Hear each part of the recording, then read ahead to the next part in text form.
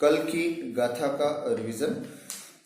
कल हमने मुनिराजों के जो प्रतिक्रमण आदि होता है वही उनका स्वाध्याय होता है, इस बात को बताने वाली कारिका को देखा था। वयणमयम परिक्रमणम वयणमयम पच्चखाण वयणमयम नियमम च, अर्थात वचन रूप जो प्रतिक्रमण है, वचन रूप जो प्रत्याख्यान है और वचन रूप जो नियम है, और वयणमयम आलोयण और वचन रूप जो आलोचना है, वो तम सब्वम तम जान सज्जाऊं, उस सब को सज्जाऊं, सज्जाऊं का मतलब क्या होता है? स्वाध्याय। उस सब को स्वाध्याय जान। कहने का भाव यह है कि साधुओं के लिए यही जो प्रतिक्रमण करते हैं, प्रत्याख्यान करते हैं, है ना, और जो नियम लेते हैं, आलोचना आदि करते हैं, ये सब वचन रूप में आता है, कहने में आता है, बोलने में आता है। तो ये जो वचन रूप उनका कहना है, उसी को ही आचार्य कुंद भगवान ने स्वाध्याय की श्रेणी में डाला, अर्थात उन्हीं के लिए यही सब कुछ स्वाध्याय है। क्योंकि स्वाध्याय का सबसे बड़ा फल क्या होता है? स्वाध्याय का सबसे बड़ा फल होता है चारित्र, और एक मुनिराज के लिए ये सब चारित्र करना ही, और उस चारित्र को शब्द वचनमय अर्थात बोल बोल करके, प्रतिक्रमण करते हैं तो भी बोल करके, और प्रत्याख्यान करेंगे तो भी अपने वचनों से बोलेंगे, नियम लेंगे तो भी वचन से बोल करके, आलोचना आदि भी जो करेंगे वो सब वचनों के माध्यम से करते हैं, और हम स्वाध्याय करते हैं वो भी वचनों से करते हैं। तो उनका वो चारित्र रूप जो वचन है वही उनका सबसे बड़ा स्वाध्याय है, इससे बढ़कर के और कोई स्वाध्याय नहीं होता। इस तरह की बात यहाँ पर इन्होंने कही है। आइए आज और एक बहुत बड़ी बात यहाँ पर आचार्य कुंद भगवान कह रहे हैं कि कैसे जो साधु के लिए सभी तरह की बाह्य प्रवृत्ति जो है वो विषकुंभ के समान होती है। क्या कहते हैं? पहले गाथा को समझते हैं और फिर इसके संबंधित भाव को भी समझते हैं। परिक्रमणम परिसरणम परिहरणम धारणाण्यतीय निंदा गरुहा सोही अट्ठवियो हो दिविस कुंभो। अर्थ: परिक्रमणम प्रतिक्रमण, परिसरणम प्रतिसरण, परिहरणम प्रतिहार, है ना, परिहार, धारणा, नियतीय और निवृत्ति, निंदा निंदा करना, गरुहा गरहा करना, और सोही और शुद्धि करना, प्रायश्चित आदि के माध्यम से बार बार अपने चित्त को शुद्ध करना। ये सब अट्ठवियो विषकुंभो होदी, ये 8 प्रकार का विषकुंभ होता है। एक साधु के लिए ये 8 प्रकार का विषकुंभ होता है। क्या मतलब? हमारे जो मुनिराज होते हैं, जो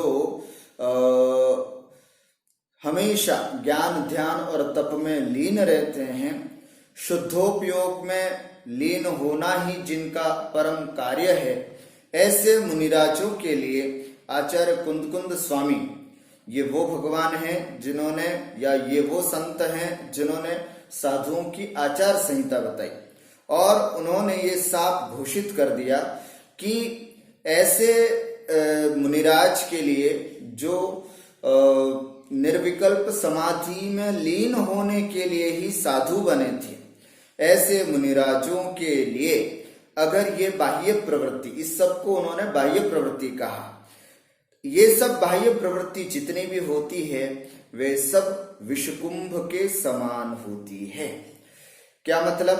एक एक का अर्थ भी समझ ले, फिर उसका और विशेष समझते हैं।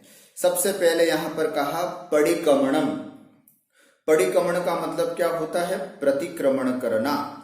प्रतिक्रमण का मतलब जैसे कल अपन ने समझा था कि कोई दोष लग गए हो, हमसे कुछ अपराध हो गया हो नियम के पालने आदि में, तो उसमें उन दोषों का जो निराकरण किया जाता है ना, तत्समिच्छामि दुक्खड़म कह करके उसको जो हम दूर करते हैं उसको हम प्रतिक्रमण कहते हैं।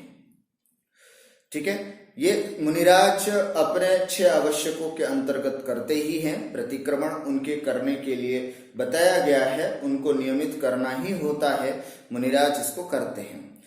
प्रतिसरण, प्रतिसरण का मतलब होता है गुणों में प्रवृत्त होना।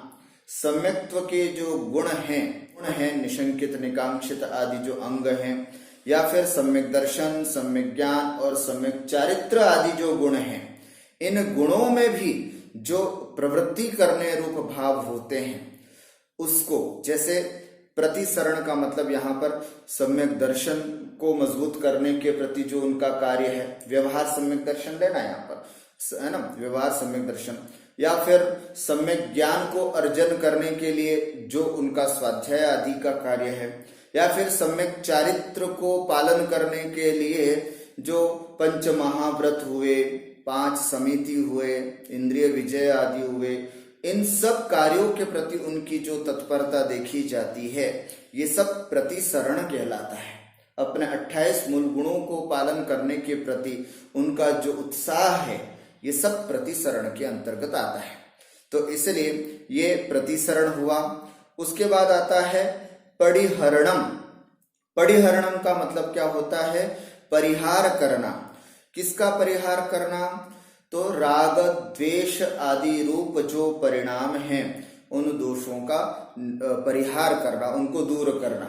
राग रूप जो परिणाम हैं, द्वेष रूप परिणाम जो हैं, बुद्धिपूर्वक ही उनका परिहार किया जाता है। एक मुनिराज जो होते हैं 6ठे गुण स्थानवर्ती, वे बुद्धिपूर्वक इन दोषों का निवारण करते हैं। मुझे राग नहीं करना है, मुझे द्वेष नहीं करना है। राग द्वेष रूप जो प्रवृत्ति है वो कहीं ना कहीं मेरे शुद्धोपयोग में बाधक है, लेकिन मुनिराज जो होते हैं वे बुद्धिपूर्वक राग को दूर करते हैं। परिहार करना, दूर करना, तो राग द्वेष इनको सबको ये जो जितने भी दोष हैं उनको दूर करने की कोशिश करते हैं। उसके बाद आता है धारणा। धारणा का मतलब होता है अपने चित्त को स्थिर करना। कहाँ स्थिर करना? ध्यान में। कौन से ध्यान में? जैसे अभी अपन ने पढ़ा था ना, जायहि पंच विगुरवे इत्यादि गाथा के माध्यम से अपन ने पढ़ा था कि मुनिराज जब शुभोपयोग में होते हैं तो ध्यान के माध्यम से अपने चित्त को स्थिर करते हैं, और उनके लिए ध्यान बताया है पंच नमस्कार मंत्र, जैसे नमोकार मंत्र के प्रति ध्यान करते हैं, या फिर कहीं तीर्थ क्षेत्र आदि का ध्यान करते हैं, या जो उनके जीवन में सबसे मनोहर प्रतिमा होती है ना, उस प्रतिमा के प्रति सामने बैठ करके उसका चिंतन करते हैं, उसका ध्यान करते हैं। ये सब चित्त को स्थिर करने के ये जितने भी माध्यम बताए हैं, ये सब भी धारणा के अंतर्गत आते हैं। तो मुनिराज ये धारणा भी अपने दैनिक जीवन में करते हैं, है ना। तो ये धारणा हो गई। उसके बाद होता है निवृत्ति। निवृत्ति का मतलब होता है कषायों से अपने चित्त को दूर करना, है ना। निवृत्ति का मतलब है कषायों से चित्त को निवारण करना, हटाना, ऐसे। तो जितने भी हमारे ये दिखने में क्रोध, मान, माया, लोभ इत्यादि कषाय रूप जो परिणाम है ना, उन कषाय रूप या फिर जो भी अशुभ रूप जो प्रवृत्ति होती है, उस अशुभ रूप प्रवृत्ति से इंटेंशनली अपने चित्त को हटाना जो होता है, उसको हम यहाँ पर निवृत्ति कहते हैं।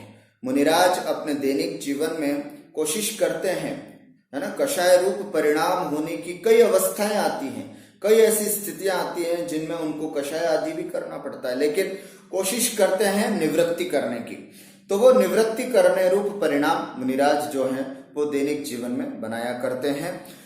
कोशिश करते हैं जितना हट सके, जितना दूर हो सके इन सब क्रोध, मान, माया, लोभ, है ना, या पाप, रूप आदि। वैसे महाव्रती होने के कारण ये सब नहीं होता है।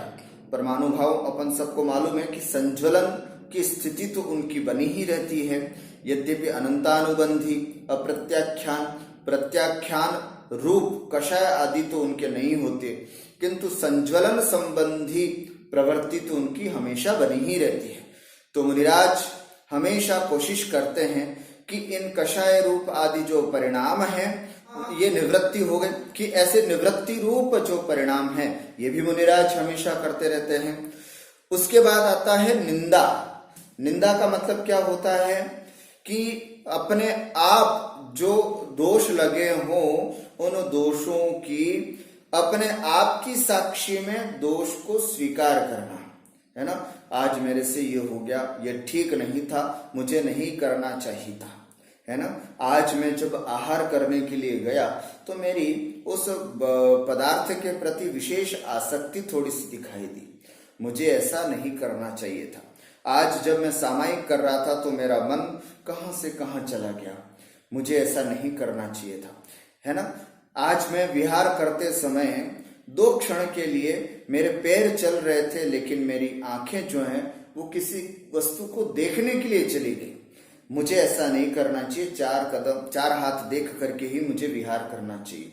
इस तरह से जितने भी अपने मूल गुणों में दोष लग जाते हैं, उन दोषों की मुनिराज जब स्वयं निंदा करते हैं, मुनिराज स्वयं उसको एक्सेप्ट करते हैं कि नहीं, मुझे ये दोष हो गया, मुझे इन दोषों को नहीं करना चाहिए।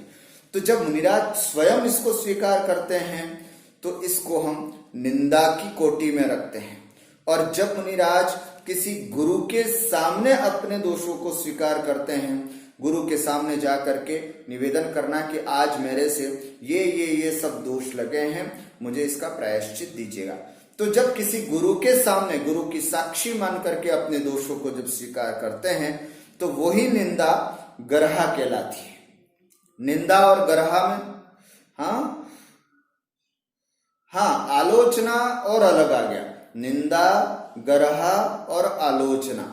आलोचना कहते हैं भगवान के सामने बैठ करके, जिन मंदिर के सामने बैठ करके, जिनवाणी के सामने बैठ करके इसको करना, वो आलोचना होती है ना। निंदा खुद के अपने आप के रूप में स्वीकार करना कि नहीं, मुझे ऐसा नहीं करना चाहिए।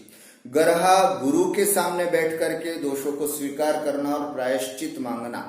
और आलोचना उससे भी अलग, भगवान के सामने बैठ करके अपने आप की निंदा करना कि हे भगवान मैंने ये किया, हे भगवान मैंने ये किया, ये सब आलोचना के अंतर्गत आता है। तो मुनिराज के लिए यहाँ पर निंदा और गर्हा की बात की है कि दोष करते ही मुनिराज निंदा, स्वयं की निंदा करते ही है। गर्हा भी गुरु के सामने भी इसको एक्सेप्ट करते हैं और हाथ जोड़ करके निवेदन करते हैं कि प्रभु आज मेरे से ये सब दोष लग गए, ये मेरे को मतलब मुझे ये दोष नहीं लगाने चाहिए थे। और एक होती है अंतिम शुद्धि। शुद्धि का मतलब होता है विशुद्धि। प्रायश्चित इत्यादि के माध्यम से लगे हुए दोषों को शुद्धि करना, उसका शोधन करना, ये कहलाती है शुद्धि। ये भी मुनिराज करते ही हैं अपने दैनिक जीवन में। गुरु के सामने बैठ करके जब अपने दोषों को प्रकट करते हैं तो गर्हा होती है, और गर्हा के बाद उसका शोधन करने के लिए मुनिराज शुद्धि भी करते हैं, प्रायश्चित आदि भी लेते हैं। और प्रायश्चित आदि के लिए वेणमोकार मंत्र की जाप आदि लेते हैं, उपवास, एकासन आदि रूप भी करते हैं।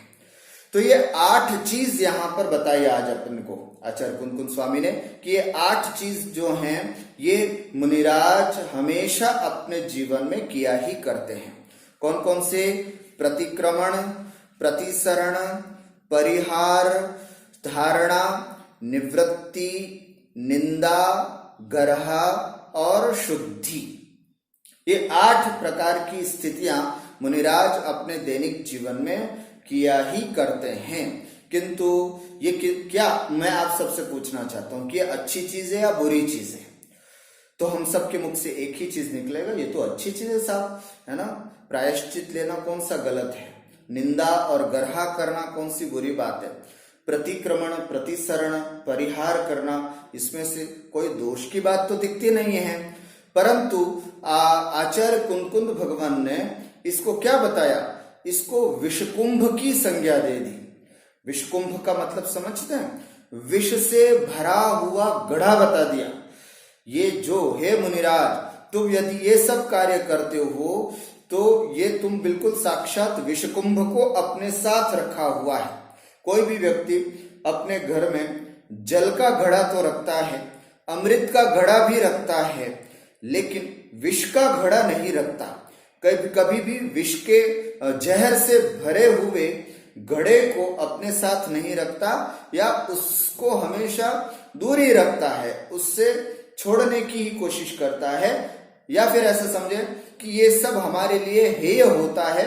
विष के कुंभ, हमारा विष का कुंभ जो होता है वो हमारे लिए छोड़ने योग्य होता है, त्यागने योग्य होता है, हम इसको कभी भी अपने साथ नहीं रखते।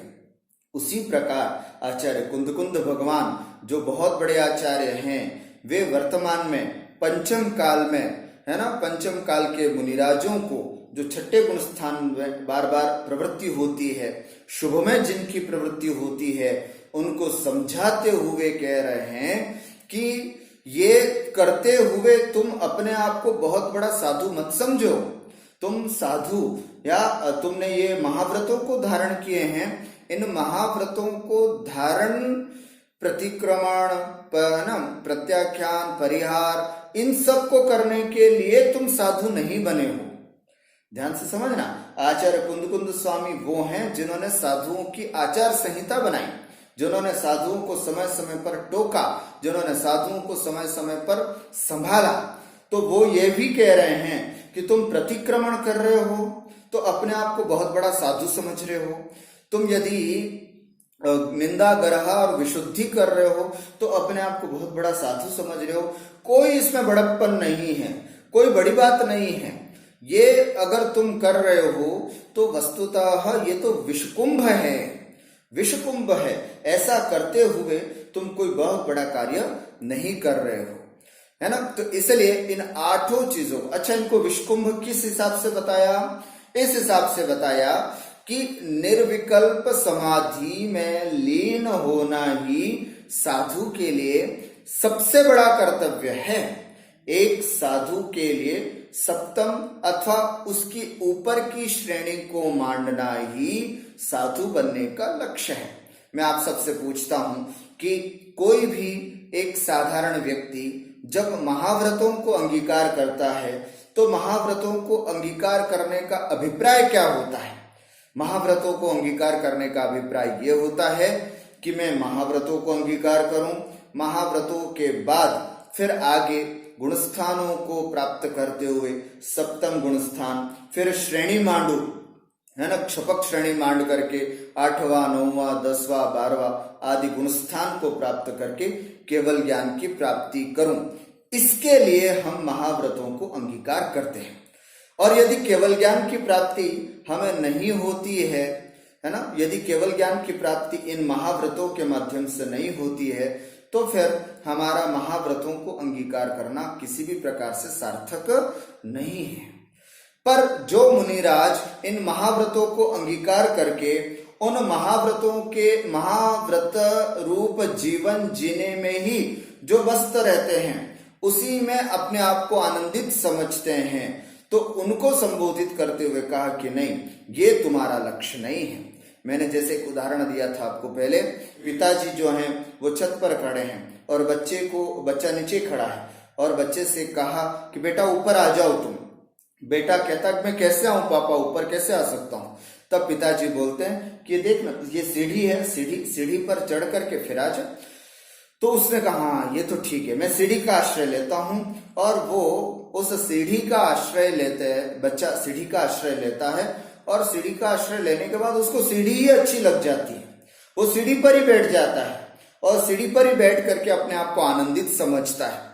अरे वाह, ये तो सीढ़ी मिल गई, मुझे तो बहुत अच्छा मिल गया, अब तो बस बहुत अच्छा। अब पिताजी उसको बार बार बुला रहे हैं कि बेटा तू ऊपर आ जा, तूने ये सीढ़ी का आश्रय इसलिए लिया था कि तू छत पर आ सकता है, परंतु तू तो सीढ़ी पर ही बैठ करके अपने आप को आनंदित मानने लग गया। पिता उसको डांटते हैं, समझाते हैं और उसको कहते हैं कि ये सीढ़ी अच्छी नहीं है बेटा, ये सीढ़ी तो छिची है, गंदी है, तू इस सीढ़ी पर चढ़ करके ऊपर आ जा। तो जैसे एक पिता उस सीढ़ी को गंदी बताता है, छिची बताता, अच्छी नहीं है, इस सीढ़ी पर बैठने के लिए तेरे को यहाँ मैंने थोड़ी बुलाया था, इस सीढ़ी का आश्रय लेना ही तेरा लक्ष्य थोड़ी था, तेरा लक्ष्य तो ऊपर छत पर आना था। उसी प्रकार आचार्य कुंद कुंद भगवान छत पर बैठे हुए हमको समझा रहे हैं, है ना, कि बेटा तुम्हें अगर मोक्ष मार्ग पर आना है तो इन महाव्रतों का आश्रय ले लो।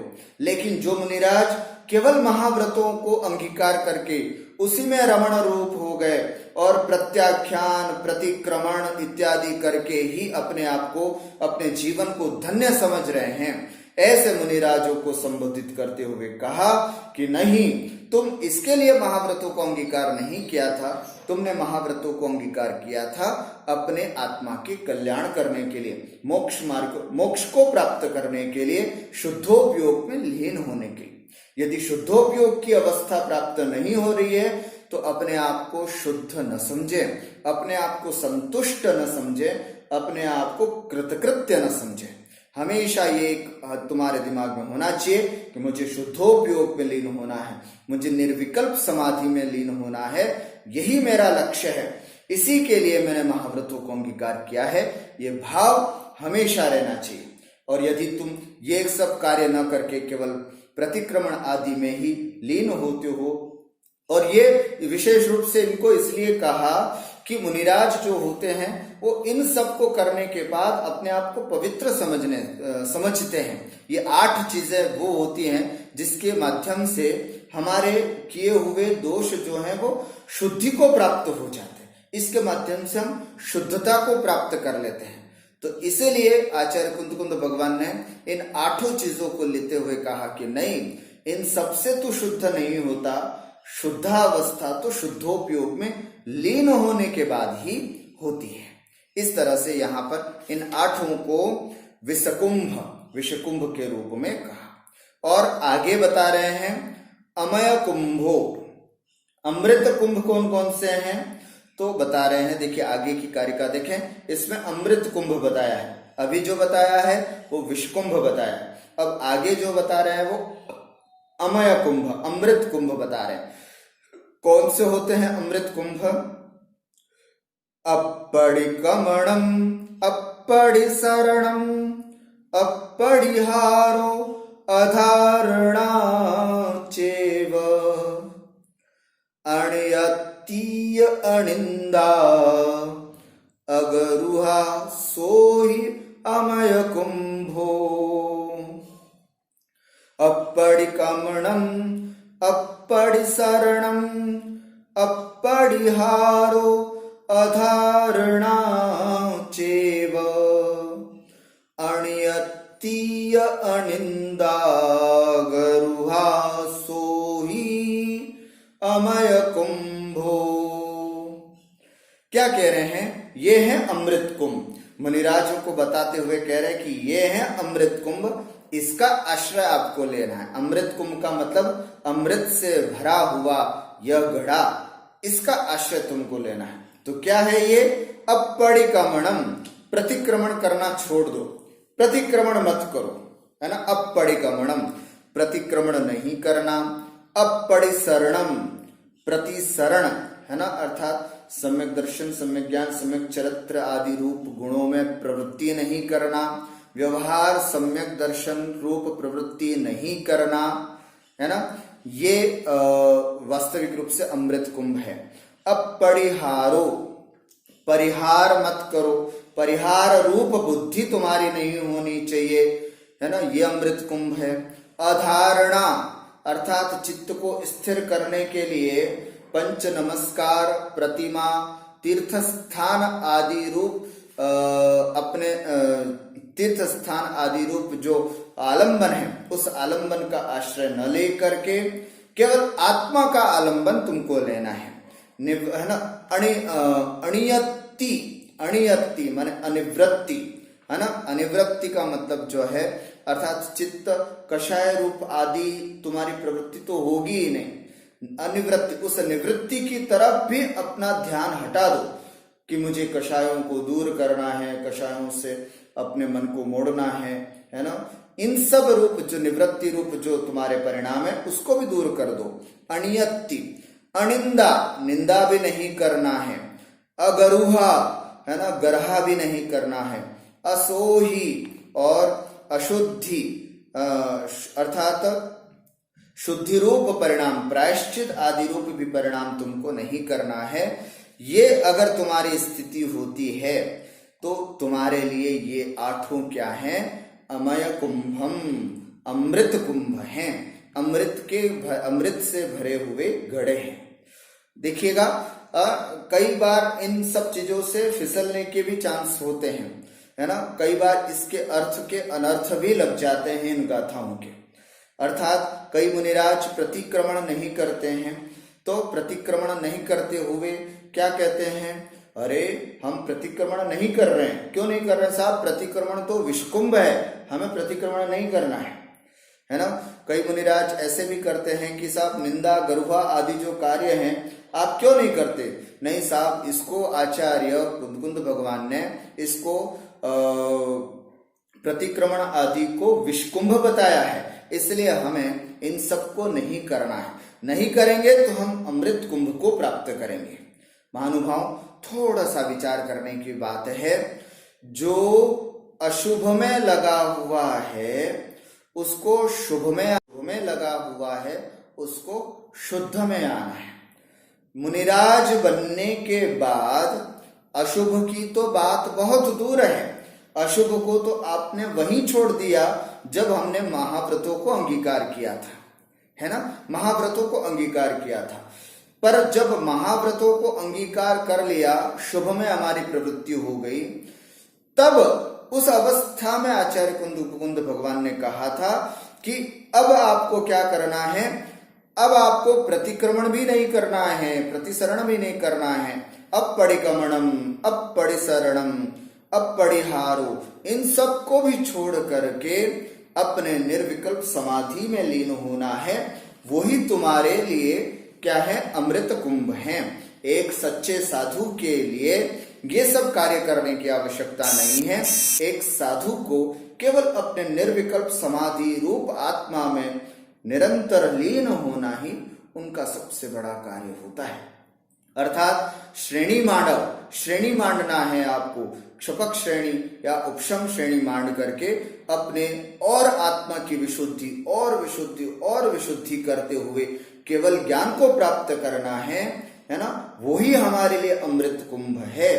शुद्धोपयोग में लीन होना अर्थात जब मुनिराज ने पूछा कि प्रतिक्रमण परिसरण आदि नहीं करे तो हम क्या करें, तब आचार्य भगवान कहते हैं कि शुद्धोपयोग में लीन हो करके अपनी आत्मा को परमात्मा बनाना, यही हमारे लिए सबसे बड़ा उद्देश्य है। उस कार्य को करना है। बाकी प्रतिक्रमण आदि कार्यों में उलझ करके अपने आप को संसार में ही आगे नहीं बढ़ाना है। यही भाव यहाँ पर आचार्य कुंद भगवान ने कहे हैं। बस ये न हो कि प्रतिक्रमण नहीं करना हमारे लिए आचार्य कुंद स्वामी ने कहा है तो इसका मतलब हम अशुभ में प्रवृत्त करें, ये बिल्कुल नहीं हो सकता, है ना। अशुभ को तो हम बहुत समय पहले से ही छोड़ चुके।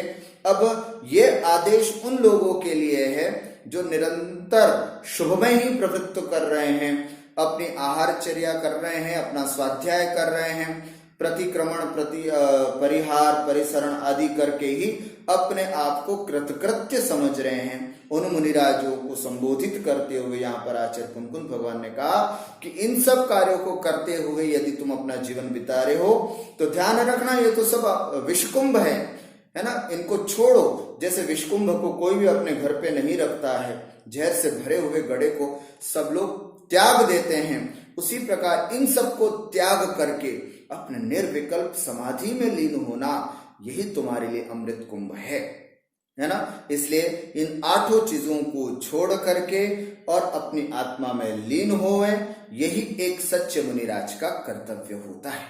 ये बात अलग है, पंचम काल में हम उन अवस्थाओं को प्राप्त नहीं कर पा रहे हैं, अर्थात श्रेणी आदि मानने का कार्य हम नहीं कर पा रहे हैं, लेकिन फिर भी हमें कम से कम इन महाव्रतों को पालन करते हुए, है ना, महाव्रतों का पालन तो करना ही है। कई बार ये प्रश्न हो सकता है पंचम काल में तो हम श्रेणी आदि नहीं मान सकते, तो फिर इनको क्या समझें। तब भी मुनिराजों के लिए ये आदेश है। वस्तुतः ये पंचम काल में ही आचार्य कुंदकुंद स्वामी के द्वारा लिखा गया है और उस समय मुनिराजों को संबोधित करते हुए लिखा गया है कि महाव्रतों आदि का पालन करते हुए ही हम अपने आप को कृतकृत्य न समझें, हम बार बार कोशिश करें निर्विकल्प समाधि में लीन होने की, है ना, बार बार प्रयास करें, क्योंकि वर्तमान में भी शुद्धोपयोग तो होता ही है, वर्तमान के साधुओं को भी शुद्धोपयोग तो होता ही है। ये बात अलग है कि श्रेणी मांडने रूप स्थिति यहाँ पर नहीं बनती है ना। हम श्रेणी मांड करके 8वें आदि गुण स्थान में प्रवृत्त करें, उतनी विशुद्धता हमारे आत्मा में नहीं बन पाती, किंतु, है ना, किंतु शुद्धोपयोग रूप परिणाम तो कुछ न कुछ जरूर बनते ही हैं। तो ऐसे शुद्धोपयोग रूप प्राप्त, है ना, समाधि रूप निर्विकल्प समाधि में लीन होने की कोशिश करें, नहीं होते हैं, फिर भी मुनि जीवन का पालन करते हुए अभिमान न करना है, अभिमान नहीं करना है और शुद्धोपयोग में ही बने रहने की हमेशा कोशिश करते रहना चाहिए। यही एक मुनिराज का सबसे बड़ा कर्तव्य समझना चाहिए, है ना। तो इस तरह से इन दोनों गाथों के माध्यम से हमें निश्चय से क्या हमारे लिए अमृत कुंभ है और क्या मुनिराजों के लिए अमृत कुंभ है और क्या विष कुंभ है, इस बातों को बहुत अच्छी तरह से यहाँ समझाया। और लास्ट में एक और गाथा ले लेते हैं, संक्षिप्त रूप में इसको भी समझ लेते हैं। जानन लीनो साहू परिचागम कुणै सव्वदो साणम तम्मादु जान में वही सव्वदिचारस परिकमणम। जानन लीनो साहू परिचागम कुणै सव्वदो साणम तम्हादु जान में वही सव्वदिचारस परिकमणम। जानन लीनो साहू, जान माने ध्यान, जाननी अर्थात ध्यान में, लीनो लीन, ध्यान में तत्पर, ध्यान में लगे हुए साधु ही सव्वदोषाणम परिचागम कुणई, सभी प्रकार के दोषों का परिचागम अर्थात परित्याग करते हैं। ध्यान में लीन हुए साधु ही सभी प्रकार का त्याग करते हैं। सव्वदोषाण, सभी प्रकार के जितने भी दोष हैं उन दोषों का त्याग जो निर्विकल्प रूप समाधि में ध्यान में लीन होते हैं उनका परित्याग वैसे ही हो जाता है। इसलिए तम्हा, तम्हा माने इस कारण से, तस्मात् उस कारण से, ध्यानमेव सव्वम अधिचारस्य परिगमनम, इसलिए ध्यानमेव ध्यान ही सव्व सभी प्रकार के अधिचारस्य अतिचारों का, जितने भी दोष लगे हैं हमारे अपने नियम व्रत संयम आदि में, उन सभी प्रकार के दोषों का परिगमनम प्रतिक्रमण है। जब आचार्य कुंदकुंद भगवान ने मना कर दिया कि नहीं, मुनिराजों के लिए प्रतिक्रमण नहीं, है ना, और प्रतिसरण नहीं, परिहार नहीं, धारणा नहीं, निवृत्ति, निंदा, ग्रह आदि नहीं करना है मुनिराजों के लिए, तो मुनिराजों के मन में ये प्रश्न उठना सहज था कि फिर हम अपने लगे हुए दोष, है ना, अतिक्रम, व्यतिक्रम, अतिचार और अनाचार, 4 प्रकार के दोष लगते हैं। तो ये जो दोष लगे हैं उन दोषों का फिर परिहार हम कैसे करें, इन दोषों को दूर कैसे करें। तो आचार्य कुंदकुंद भगवान ने कहा कि उनके लिए ध्यान में लीन होना, निर्विकल्प समाधि में लीन हो करके ना, ध्यान में लीन हो करके सभी दोषों का परित्याग करता है। मुनिराज जो निर्विकल्प समाधि में लीन होते हैं वे ध्यान में लीन हो करके ही सभी प्रकार के दोषों का परित्याग उनका हो जाता है। अतः अलग से बैठ करके मैं प्रत्याख्यान करता हूं, मैं प्रतिक्रमण करता हूं, मैं निंदा और गर्हा करता हूं, इन सब की आवश्यकता नहीं है। वे जब निर्विकल्प समाधि में लीन हो जाते हैं तो वही उनके लिए सबसे बड़ा है ना प्रतिक्रमण हो जाता है। तो शुद्धोपयोगी मुनिराज के लिए ये छूट दे दी जाती है कि तुम प्रतिक्रमण है ना, प्रतिक्रमण या परिहार, प्रतिसरण आदि तुम्हारे लिए आवश्यक नहीं है। तुम जब निर्विकल्प समाधि में, या ध्यान का मतलब निर्विकल्प समाधि लेना, जब तुम अपने शुद्धात्म तत्व में लीन हो जाते हो, उस रूप परिणत हो जाते हो, तो वही तुम्हारे लिए सबसे बड़ा प्रतिक्रमण हो जाता है। उसके लिए अलग से तुमको बैठ करके कि मैं निंदा करता हूं, मैं दोष करता हूं, दोषों को गर्हा करता हूं, गुरु के सामने बैठ करके प्रायश्चित करता हूं, ये सब चीजों की आवश्यकता नहीं है।